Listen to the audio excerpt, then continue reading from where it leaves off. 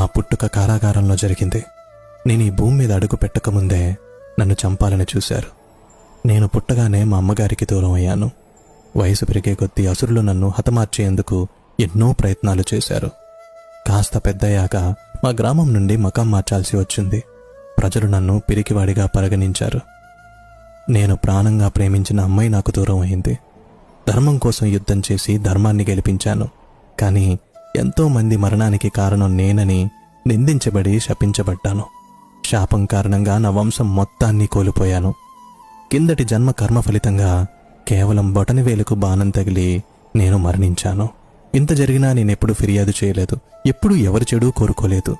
మరి నువ్వెందుకు నీకొచ్చిన ప్రతి చిన్న కష్టాన్ని భారంగా తీసుకుంటున్నావు? నీకు నీ మీద నమ్మకం లేదా? లేదా నాపైన నమ్మకం లేదా? నువ్వున్న పరిస్థితులు నువ్వేంటి అన్నది చెప్పదు.